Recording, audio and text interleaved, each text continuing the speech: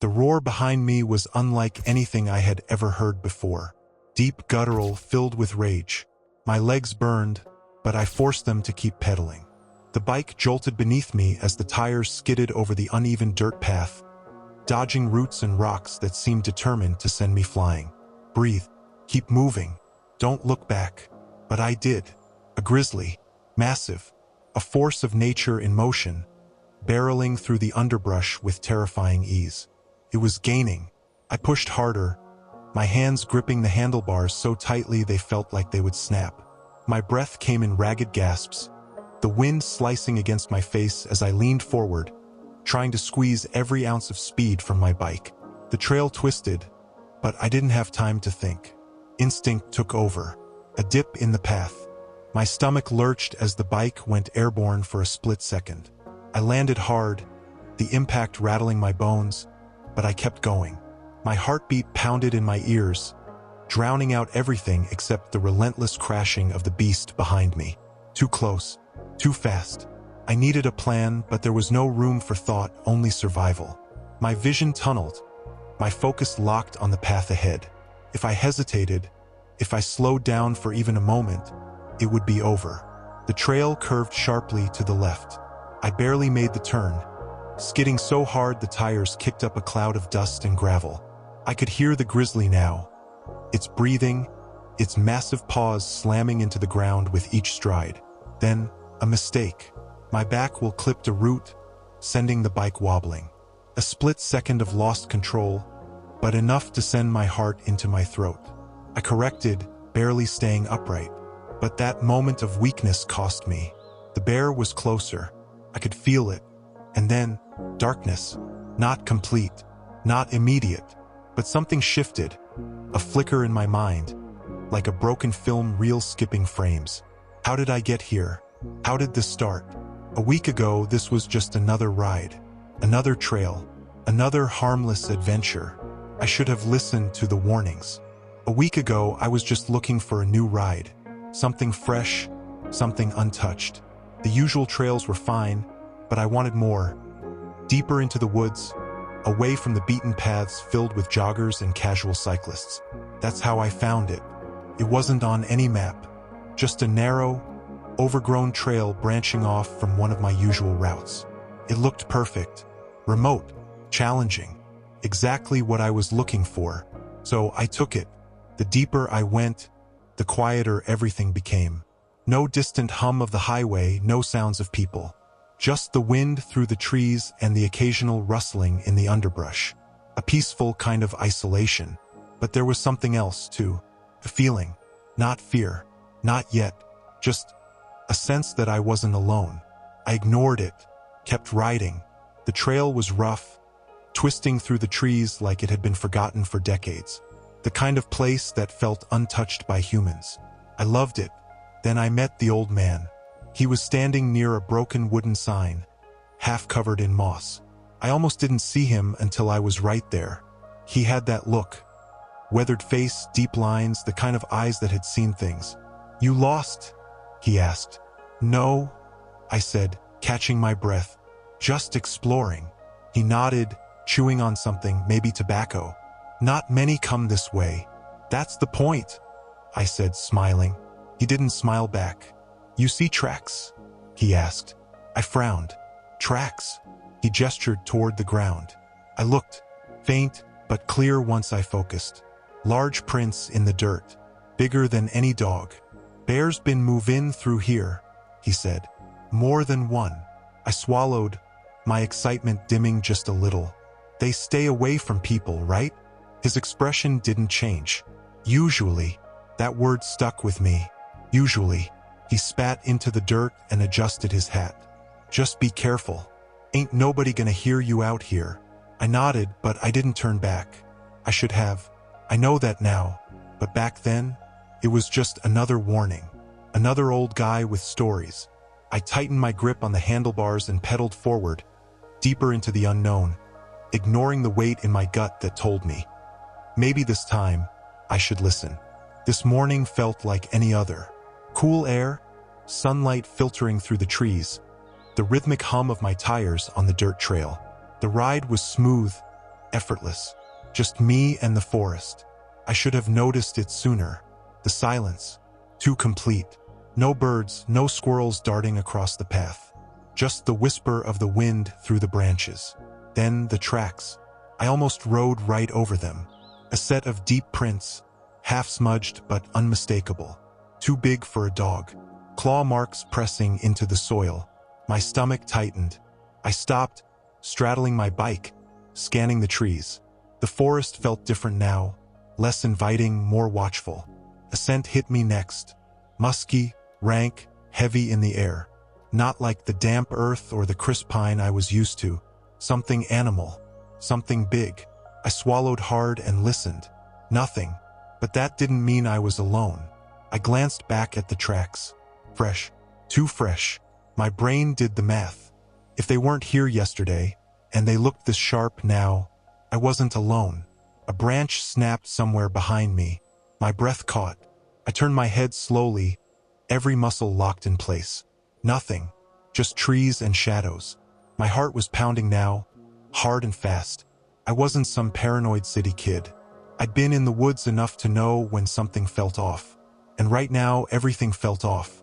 Another noise. Closer. I gripped the handlebars tighter. My instincts screamed at me to move, to get back on my bike and ride. But ride where? If it was behind me, I'd only be leading it further into the trees. I took a slow step back, easing one foot onto the pedal. My breathing was shallow now, controlled. One smooth motion. Don't make it sudden. Don't panic. Then, just as I was about to push off, a low, guttural sound rumbled through the trees. Not a growl, not a roar, just breath. Heavy, deep, deliberate. I didn't wait. I launched myself forward, legs pumping, tires kicking up dirt. The forest blurred around me. My heart was in my throat. I had no idea where it was. I only knew one thing. It was close. First, it was just a feeling. That creeping sensation crawling up my spine. The one you get when someone's watching. But I told myself it was nothing. Just nerves. Just the adrenaline from nearly running over fresh bear tracks. Then came the sounds. A rustle, then another. Twigs snapping where there shouldn't have been anything.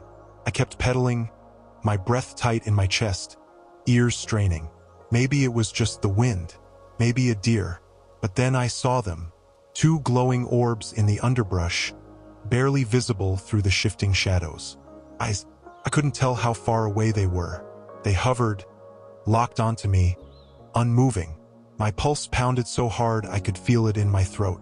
I gripped the handlebars, muscles coiled, debating. Stop? Keep moving?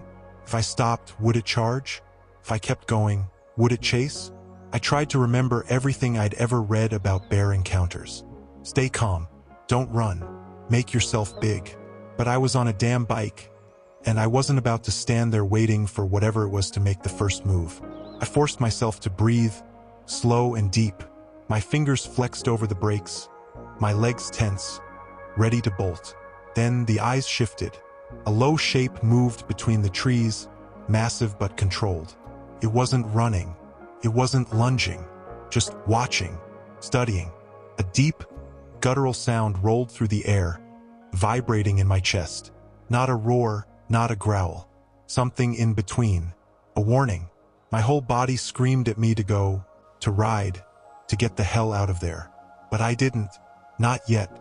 Something about the way it moved, the way it held its ground, it wasn't attacking. Not yet. And then, just as suddenly as it appeared, the eyes blinked out. The shape melted into the shadows, the underbrush swallowing it whole. I didn't wait. I pushed off, pedaling faster than I ever had. I didn't know where it went, didn't care. I just knew I had to keep moving. But I wasn't fooling myself. It was still there, maybe following, maybe waiting, and I had a sick feeling in my gut. This wasn't over. I forced myself to slow down. My brain screamed at me to go full speed, to put as much distance between me and whatever was in those trees. But I knew better. Running meant chasing. And if that bear was following me, the last thing I wanted was to turn this into a hunt. So I did what I'd read. I stopped, stood there, straddling my bike, my breath coming in sharp gasps. "Hey," I said, my voice steady despite the terror clawing up my throat. "I'm not here to bother you." Silence. The wind rustled the leaves, but nothing moved. I swallowed. "I'm just leaving, all right? No problem here." Still nothing. Maybe it had really gone. Maybe I'd imagined how close it was. Maybe a branch snapped. Loud, deliberate. Then movement. A shadow shifting between the trees. The bear stepped out. Jesus. It was bigger than I'd realized. Bigger than I'd ever seen in my life. Its fur was thick, dark, rippling over solid muscle. Small eyes locked onto me, unblinking, assessing. My hands tightened on the handlebars. The air felt too thin. "Easy," I whispered. I forced myself to breathe. "I'm not." Took a step forward. Then another. Slow, deliberate, but without hesitation. Shit. I tried to remember what to do. Raise my arms? Make myself big? But I was on a bike. The rules weren't clear for this. Another step. Then something changed. The way it moved. The way it lowered its head, shoulders tensing. It wasn't just approaching anymore. It was coming for me. My gut flipped. I knew. No more waiting. No more talking. I launched myself forward. The bike wobbled as my feet fumbled for the pedals, but I didn't have time to correct it. The bear exploded into motion. A deep, guttural roar ripped through the air. It wasn't a warning anymore. This was a charge. Adrenaline hit like lightning. My legs pumped, the bike jerking under me as I tore down the trail, every muscle screaming to go faster. I didn't look back. I didn't need to. I could hear it, and it was gaining. The world around me blurred into streaks of green and brown as I pushed harder, my legs burning with every stroke of the pedals.